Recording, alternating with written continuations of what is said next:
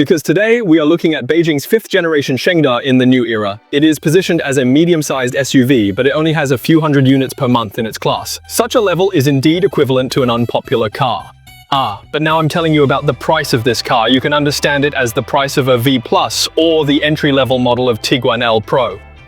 Then what about the positioning? It is a benchmark for Highlander L, and the overall configuration level is higher. The product needs to be updated. I believe it will be easier for everyone to find this one after comparison.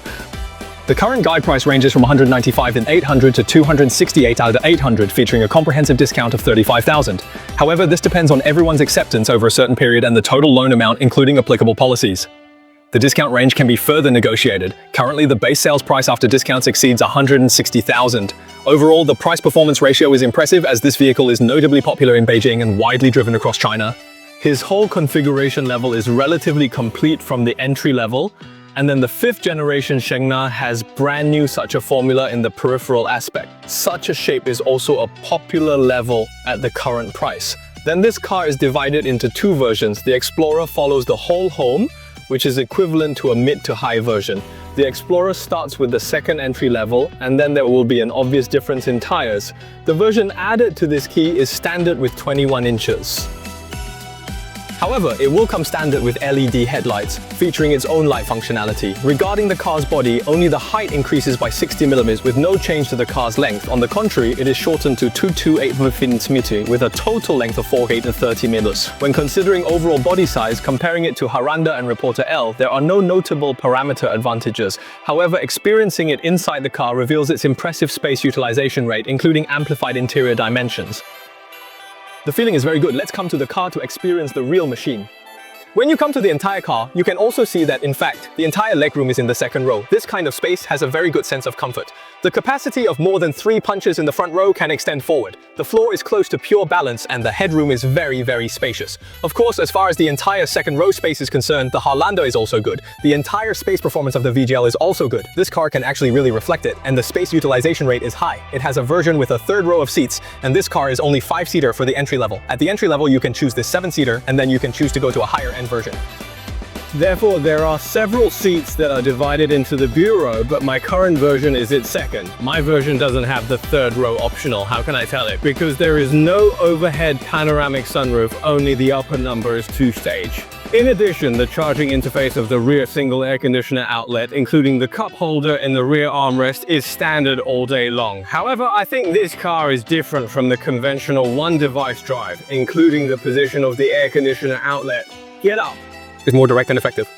In addition, it's charging. It's obviously more convenient to plug your mobile phone here than bending down, and you can see it. I've been talking about the extremely high space utilization rate. It's equivalent to an air pumping, the improvement of this storage capacity, and it's a hidden space. In addition, this hand restoration is a front and rear opening, and it's also very convenient for our rear users to take some things. Then the whole second row of seats has a trip. You can see what can be adjusted forward to further improve its whole backup space.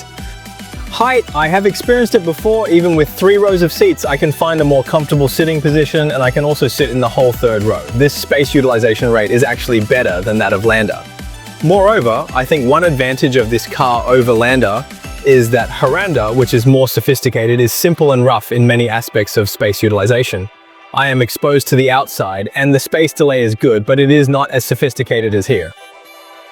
Previously, everyone felt that the utilization rate of space and practicality were very good.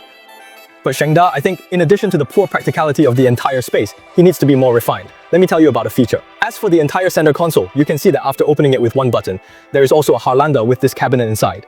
There are 2 floors which are completely exposed, but obviously what he has done for you here is to be more refined. And the utilization of the entire storage space is also high. In addition, like the opening of the glove box, I think this car really has a lot of ingenuity. If you experience it in detail, you will find it. He should possess greater uniqueness, especially with the car's innovative new gear. There's a significant altitude difference below the traditional gear area, complemented by wireless charging and a platform cup holder for mobile devices above. Furthermore, as I previously noted, the hand mechanism offers front and rear opening for boosted practicality. Beyond that, the car adopts the CCP platform's updated design, flaunting a streamlined modern shape now universally standard across the system, coupled with CarPlay CarLife compatibility. It includes multifunctional directional rows. In addition, some functional adjustments in the entire CCP area, including some adjustments of the air conditioner, are all set to 10 points. In addition, the entire charging interface is actually very clearly divided for you. I think this car is just a seat.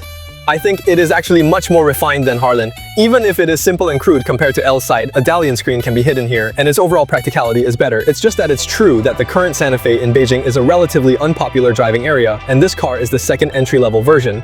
Let's take a look at the leather package above the material used in the content. The Mo pattern here is a board, and it looks like this. In addition, the suede material on the top of the whole middle platform material is actually quite good, and its high-end version will also be upgraded with a seat like Napa. Then, as I mentioned earlier, the specific configuration is, as I mentioned earlier, as an SUV with LR2 driving aid system. There is a whole night self-reversing that affects the direction of the leather seat, and the front row of the seat is electric and heated. But in fact, as long as you can accept this, you only need to add such an electric adjustment of the front seat, and his daily basic practical configuration is almost enough. Then you can get to the second entry-level version of this car by increasing the budget of more than 20,000 yuan. The upgrade is the electric adjustment heating of the main driver, including some configurations such as the 12.3-inch full machine table and the hidden rear row of the networked segmented panoramic sunroof of the machine. Then the upper version has 6 seats and 7 seats. The price of this naked car will be around 200,000, but the configuration should be more comprehensive, such as the upgrade of the seat includes the ventilation, heating, and massage of the seat. In fact, compared with the Highlander, its overall configuration level is still higher. Then, in terms of power, the whole device is the 20T engine with 247 skins of horsepower and 8 at T. There is such a structure with multiple covers in front of Maxon and back. If the Watchlander is really benchmarked to L, the one thing that is not dominant is that there is a sports and stable version there, but here is a pure oil powertrain. In addition, although this car has a square shell shape, its grace ratio is 0.3, so to be honest, some targeted adjustments have been made for the fuel finishing range, which is quite good. Then what about at present? I think this car is under a discount. It has several advantages compared to Landa and R. First of all, the product strength has been updated, the exterior and interior refinement must be better and higher, and the space utilization rate is also very good.